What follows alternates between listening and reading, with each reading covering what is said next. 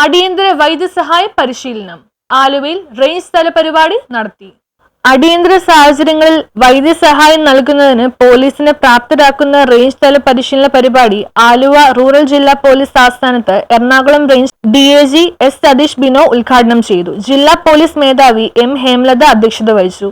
Kottayam Caritas ആശുപത്രിയിലെ ഡോക്ടർമാരായ R Vivek, V Aravind, Nikhil Dileep, Tony Thomas എന്നിവർ വിവിധ വിഷയങ്ങളിൽ ക്ലാസ് എടുത്തു. അടിയന്തര ശുശ്രൂഷ, മെഡിക്കോ ലീഗൽ, സൈക്കാട്രിക് എന്നീ വിഷയങ്ങളിലൂന്നിയായിരുന്നു പരിശീലനം. CPR-ൽ പ്രായോഗിക പരിശീലനവും നൽകി. കാരിത്താസ് ആശുപത്രിയുമായി ചേർന്ന് സംഘടിപ്പിച്ച പരിപാടിയിൽ റേഞ്ചിൽ നിന്ന് 150ഓളം ഉദ്യോഗസ്ഥർ പങ്കെടുത്തു.